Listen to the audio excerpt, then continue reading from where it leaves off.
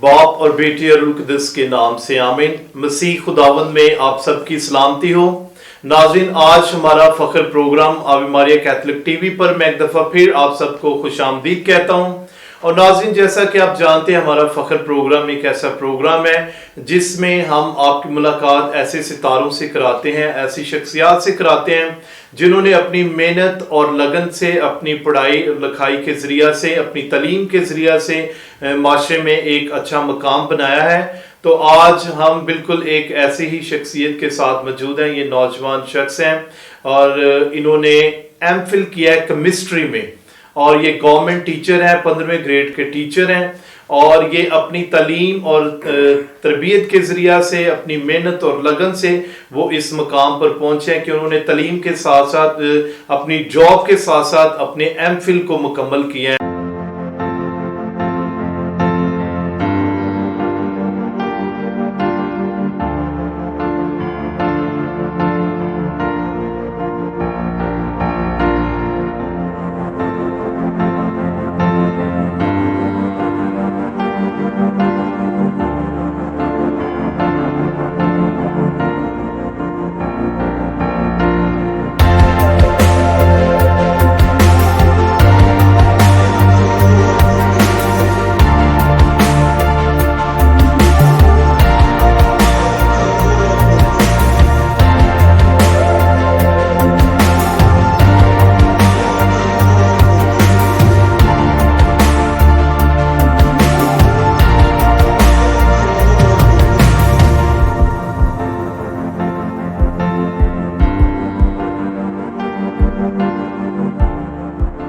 तो आज हमारे साथ हमारा फख्र प्रोग्राम में उनके वालिद साहब जो हैं शम्मा गिल, वो भी मौजूद है और उनकी वालदा मौजूद हैं। तो आए हम अपनी गुफ्तगू का आगाज करते हैं। तो नाज़रीन, सबसे पहले मैं अपने मेहमानों को खुशामदीद कहना चाहता हूँ। आवे मारिया कैथलिक टीवी पर मिस्टर अदनान मेरे साथ मौजूद हैं। ये 15वें ग्रेड के टीचर हैं, गवर्नमेंट टीचर हैं और इसके साथ साथ इन्होंने एमफिल किया है। तो अदनान, मैं आपको खुशामदीद कहता हूँ। और अदनान के साथ उनके वालिद हैं शम्मा गिल, बहुत ही अच्छी शख्सियत हैं, पॉलिटिशियन भी हैं और बहुत ही अच्छे हेयर ड्रेसर भी हैं। और इसके साथ साथ बहुत ही मेहनती शख्सियत हैं जिन्होंने अपनी मेहनत से अपने बच्चों को पढ़ाया लिखाया और उनको एक अच्छे मुकाम तक पहुंचाया। और उनके साथ अदनान की वालदा है कैथरीन, मिसेस शम्मा गिल, वो हमारे साथ मौजूद हैं। तो हम आप सबको खुशामदीद कहते हैं। Thank you. जितने भी व्यूअर्स ये प्रोग्राम देख रहे हैं, मैं उन सबको मेरी तरफ से सलाम। सबसे पहले मैं शुक्रिया अदा करना चाहूँगा आर्च बिशप जोसेफ अरशद साहब का, जिन्होंने इस प्रोग्राम को ऑर्गेनाइज़ किया और हम जैसे यूथ को उन्होंने ये एक मौका दिया कि हम यहाँ पे आएँ और अपने ख्यालात का इजहार कर सकें। Thank you very much Adnan, आपने हमें मौका दिया ताकि हम आपके घर में आकर आपके साथ बातचीत कर सकें। तो नाज़रीन, आए हम अपनी गुफ्तगू का आगाज करते हैं। अदनान, हमें सबसे पहले बताएं कि आपका फैमिली बैकग्राउंड क्या है और आप के कितने फैमिली मेंबर हैं और किस तरह आपने अपनी पढ़ाई लिखाई जो है ये मुकम्मल की। हमारी फैमिली जो पिंडी से बिलोंग करती है। अबा अजदाद जो थे वो सियालकोट से बिलोंग करते थे, लेकिन हम सब बहन भाइयों की जो बर्थ है वो रावलपिंडी की है। सही। फादर मेरे जो है वो हेयर ड्रेसर हैं। इसके साथ साथ वो प्रॉपर्टी का भी काम करते हैं। जी जी। पॉलिटिक्स में भी उनका खासा इंटरेस्ट है। सही। और मदर मेरी कैथरीन, वो हाउसवाइफ हैं। ओके जी। और हम 6 बहन भाई हैं, जिनमें से 5 भाई और 1 बहन है। अच्छा, तो आपके भाई क्या करते हैं, जो उन्होंने क्या क्या किया हुआ है? बहन भाइयों में मेरा नंबर 4थे नंबर पे है। ओके। 3 मुझसे बड़े हैं और 2 मुझसे छोटे हैं। अच्छा। जो सबसे बड़े भाई हैं वो इमरान गिल हैं, वो मिलिट्री कॉलेज ऑफ सिग्नल्स में होते हैं। Very good. वहाँ पे वो डीन के साथ होते हैं, उनके पर्सनल असिस्टेंट हैं। जी जी। उसके बाद हमारी सिस्टर हैं, वो FIA में जॉब करती हैं। वहाँ पे वो इमिग्रेशन ऑफिसर है। सही। उसके बाद फिर एक भाई आ जाता है वकार गिल। जी जी। वो शिफा इंटरनेशनल हॉस्पिटल में जॉब कर रहे हैं, वो साइटोजेनेटिक्स लैब में as a lab technologist. Very good, very good. फिर मैं आ जाता हूँ। तो आपकी भाभी भी मैंने सुना है वो भी कैप्टन है आर्मी में। जी हाँ, जो मुझसे बड़ा भाई है वकार गिल, उनकी मिसेज है वो कैप्टन है आर्मी। और जो सबसे बड़ी भाभी हैं वो टीचर है। तो नाज़रीन, देखें कितनी खूबसूरत बात है कि हमारी ये फैमिली जो है इस घर में इल्म और तलीम की शम्मा जो है, जो हमारे भाई शम्मा गिल ने आज से कई साल पहले ये ख्वाब देखा, इस तलीम की शम्मा को रोशन किया अपने खानदान में, और आज उनकी जितने भी बेटे और बेटियां हैं वो सब पढ़े लिखे हैं, अच्छे मुकाम पर हैं, अच्छी जॉब कर रहे हैं, गवर्नमेंट सर्वेंट हैं, और इसके साथ साथ वो माशरे में एक अच्छा मुकाम रखते हैं। तो ये हमारे लिए एक बहुत अच्छा नमूना है कि वो लोग जो तलीम पर तवज्जो देते हैं, जो तलीम की अहमियत को जानते हैं, उनके बच्चे किसी ना किसी मुकाम पर जरूर पहुंचते हैं। तो अदनान, हमारे नाज़रीन को बताएं कि आप ने अपनी स्टडी जो है वो क्या की हुई है, ताकि उसके बाद हम आपसे पूछेंगे कि आप किस तरह गवर्नमेंट सेक्टर में गए। मैंने एमफिल किया है केमिस्ट्री सब्जेक्ट में, इनऑर्गेनिक केमिस्ट्री मेरा सब्जेक्ट है। केमिस्ट्री सब्जेक्ट में मुझे इंटरेस्ट था, तो इसलिए फिर मैंने इसी सब्जेक्ट को आगे कंटिन्यू रखा। तो केमिस्ट्री में क्या क्या फील्ड आगे हैं? केमिस्ट्री में बहुत सारी आ जाती हैं, फील्ड्स आ जाती हैं, इसमें फार्मास्यूटिकल्स आ जाती हैं, और इसमें एटॉमिक एनर्जी में आ सकते हैं आप, हैवी इंडस्ट्रीज में आ सकते हैं, इस तरह बहुत सारी फील्ड्स हैं, इंडस्ट्रियल, इसकी बहुत सारी फील्ड हैं। सही है। तो अच्छा, आपने गवर्नमेंट टीचर बनने का कैसे सोचा, या गवर्नमेंट एज अ टीचर कैसे आप वहां पर गवर्नमेंट में सिलेक्ट हुए?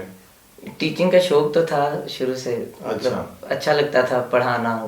सही है। तो बस गवर्नमेंट जॉब अप्लाई किया, उसमें तो फिर हो गया, खुदा के शुक्र से। तो कैसा एक्सपीरियंस है? आप कौन से स्कूल में अभी एज अ टीचर आप जॉब कर रहे हैं, और कैसा तजुर्बा है वो? मैं government high school Kohinoor Rawalpindi में जॉब कर रहा हूँ। अच्छा। तो 5 साल हो गए मुझे सर्विस करते हो गवर्नमेंट सेक्टर में। सही। तो कैसा लगता है? बहुत अच्छा लगता है। गवर्नमेंट में अगर हम जॉब करते हैं तो इसके बहुत सारे बेनिफिट्स हैं जो हमें प्राइवेट सेक्टर्स में नहीं मिल सकते, तो वो गवर्नमेंट सेक्टर में गवर्नमेंट में मिलते हैं। सही। तो गवर्नमेंट में और प्राइवेट स्कूलों में क्या डिफरेंस है, क्या फर्क है? एजुकेशन का डिफरेंस है, क्योंकि प्राइवेट में एजुकेशन बेहतर है, लेकिन अब गवर्नमेंट में भी हम इसको, गवर्नमेंट बहुत सारे इस तरह के इकदाम कर रही है कि एजुकेशन को बहुत अच्छा किया जाए, प्रमोट किया जाए। अब जितने भी टीचर्स रिक्रूटमेंट जो होती है वो मास्टर्स लेवल पे करते हैं, मतलब अगर किसी कैंडिडेट ने मास्टर्स किया तो वही अप्लाई कर सकता है, एलिजिबल वही होगा।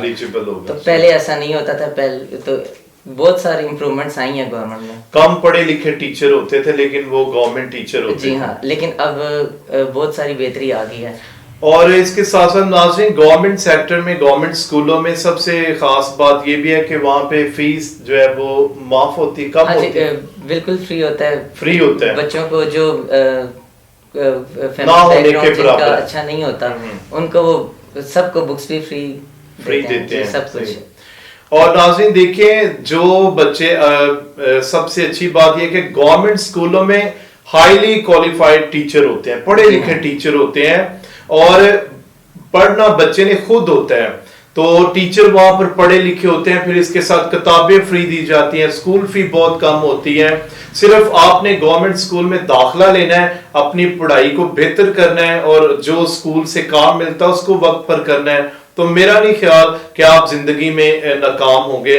तो नाज़रीन, गवर्नमेंट स्कूलों को बेहतर करने के लिए बहुत सारे अच्छे इकदाम उठाए हैं। उसमें मेरा ख्याल अदनान, अगर हम बात करें तो वहां पर जो सिलेबस है उसको बेहतर किया गया है, उसको इंग्लिश सिलेबस जो है वो गवर्नमेंट स्कूलों में लगाया गया। ऐसे ही है जी, ऐसे ही है। तो बच्चे कितना इम्प्रूव करते हैं उस सिलेबस को?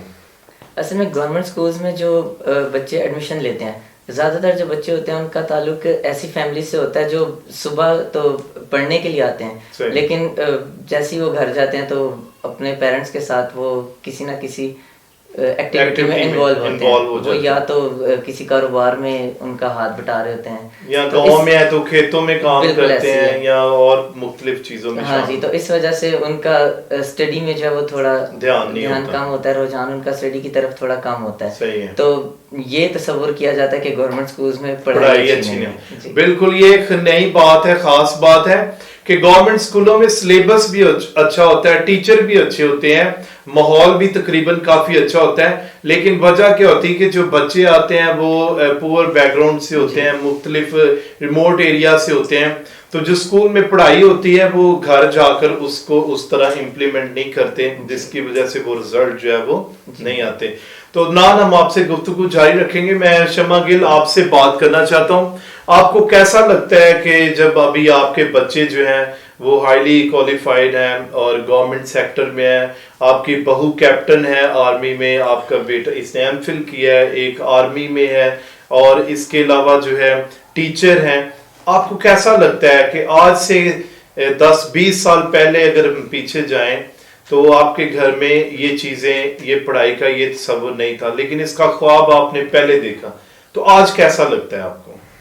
जी, आज तो मैं बहुत फ़ख्र महसूस करता हूँ कि मेरे बच्चे अच्छी एजुकेशन हासिल कर चुके हैं और अच्छी अच्छी जॉब पे लग चुके हैं।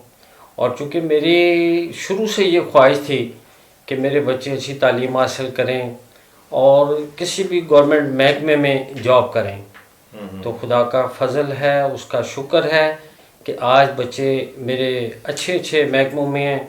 बड़ा बेटा भी आर्मी से तल्लुक़ रखता है, सही। इदनान गिल भी टीचर्स हैं और बेटी भी अच्छी पोस्ट पे है FIA में।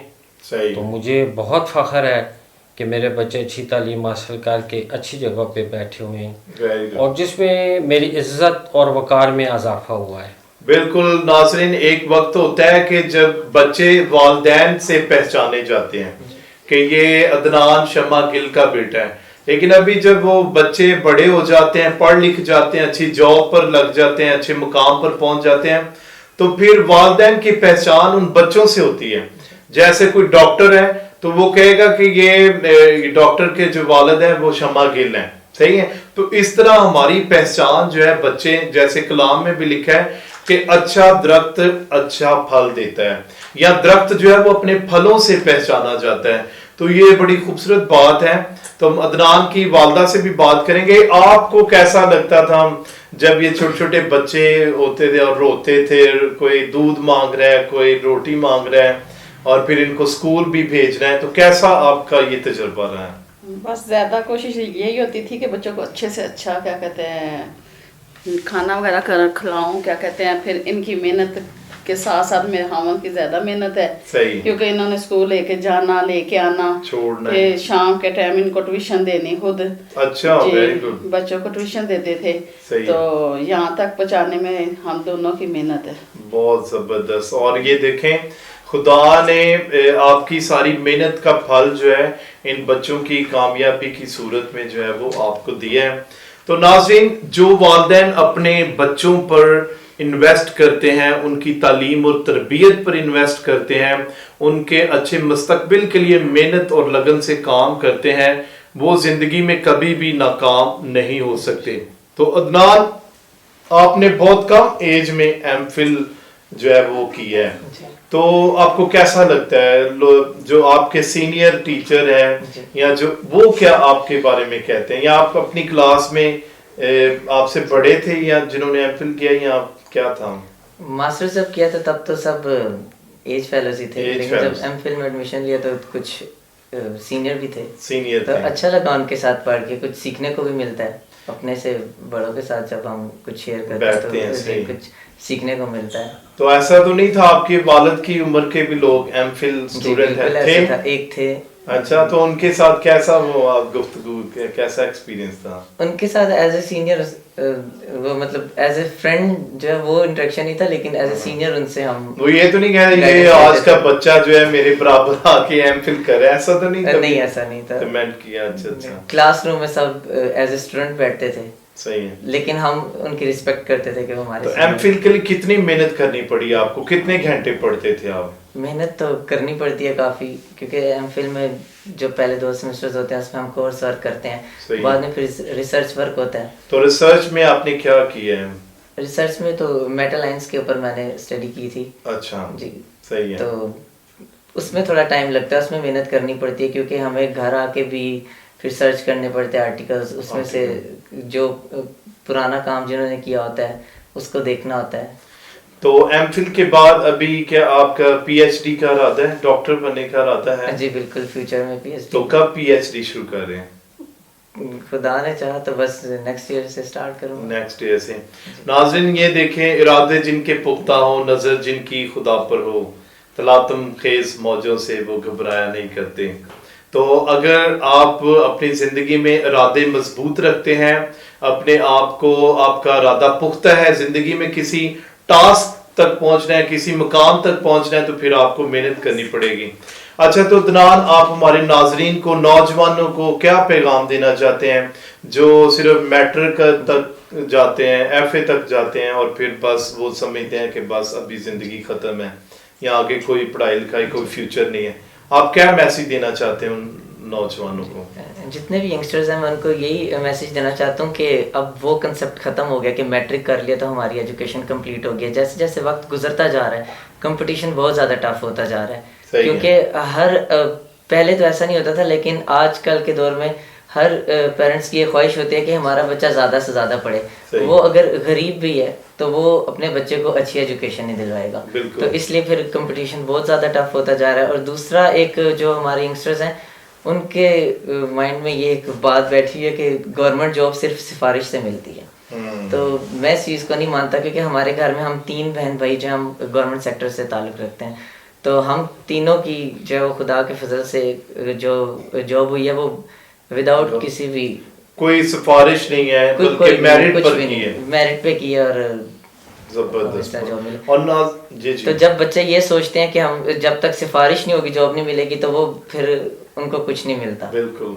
और नाज़रीन, मैं बताना चाहता हूँ कि हमारे जो आर्च बिशप है, फजीलत माब arch bishop doctor Joseph Arshad, उन्होंने ऐसे ही नौजवानों के लिए जो पढ़ने का शौक रखते हैं, जो आगे बढ़ने का शौक रखते हैं, उनके लिए उन्होंने CSS एकेडमी का जो बकायदा आज से 3-4 साल पहले जो है वो उसका आगाज किया, और अभी इस्लामाबाद रावलपिंडी डायसिस में उसका 4था बैच जो है वो शुरू होने वाला है। तो CSS एक ऐसी एकेडमी है जहां से आप ऑफिसर लेवल की स्टडी जो है वो करते हैं, और जहां पे आपसे ये मुकाबले का इम्तहान पास करने की तैयारी करते हैं।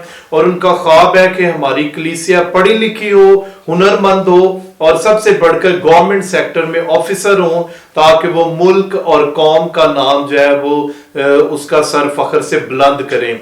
तो यहाँ पर तमाम नौजवानों के लिए मैसेज है कि आपने हिम्मत नहीं हारनी, मेहनत और लगन के साथ अपनी स्ट्रगल को जारी रखना है। तो शम्मा गिल साहब, आप एज अ पेरेंट्स जो है, आप एक वालिद होते हुए, आप दूसरे वालिदैन को क्या मैसेज देना चाहते हैं जो अपने बच्चों को पढ़ाते नहीं है या अभी पढ़ा रहे हैं, तो उनको आप क्या मैसेज देना चाहते हैं? जी, उनके लिए भी मेरा मैसेज ये है कि जितनी कोशिश हो सके, जितनी भी मेहनत आप कर सकें, बच्चों के लिए आप उनको तालीम दिलवाएं, ताकि वो बच्चे अच्छी तालीम हासिल करें। इससे पहले जो वक्त गुज़र चुका है, आज से 40 साल पहले, तो उसमें माँ बाप जो थे वो अपने बच्चों को तालीम की कोशिश में मसरूफ़ नहीं करते थे। किसी ने पढ़ लिया तो ठीक है, वरना ना पढ़ा तो ना सही। बाप ने जो काम किया बेटा भी उसी काम में लग गया। तो आज के दौर में बहुत फ़र्क आ गया है। आज बच्चों को अच्छी तालीम हासिल करनी चाहिए। वालिदैन से भी मेरी ये गुजारिश है कि अपने बच्चों को अपनी ज़िंदगी को मुश्किल बनाकर बच्चों के लिए आसानी पैदा करें। बिल्कुल, उनको अच्छी तालीम दिलाएं और उनके रोज़गार के लिए भी बहुत कोशिश करें कि वो कहीं ना कहीं किसी गवर्नमेंट महकमे में भर्ती हो जाएं। मैंने अपने बच्चों के लिए बहुत मेहनत की, जहाँ कहीं भी वैकेंसीज आईं मैंने अपने बच्चों के लिए कोशिश की, तो आज खुदा ने मुझे बहुत इज़्ज़त दी है और मैं अपने आप पे बड़ा फ़ख्र महसूस करता हूँ। इसी तरह से उन वालिदैन को भी ये गुजारिश करूँगा कि अपने बच्चों के लिए बहुत कोशिश करें, बहुत मेहनत करें, जहाँ भी वैकेंसीज हो वहाँ पे ट्राई करें, क्योंकि हमारा क्रिश्चियन कम्युनिटी का हर महकमे में 5% कोटा है, तो उस कोटे के मुताबिक भी हमें सर्विस जॉब मिलती है। बहुत अच्छा मैसेज है नाज़रीन के, हमें सर्विस कोटे की तरफ जाना चाहिए, हमें ज़्यादा से ज़्यादा अपने बच्चों को पढ़ाना लिखाना चाहिए ताकि वो मेरिट पर आकर जो है वो गवर्नमेंट नौकरियां जो है वो हासिल कर सकें। और हर साल हमारा गवर्नमेंट कोटा खाली जाता है क्योंकि उनको मेरिट पर वो बच्चे बच्चियां नहीं मिलती, जिसकी वजह से वो नौकरी हासिल नहीं कर सकते।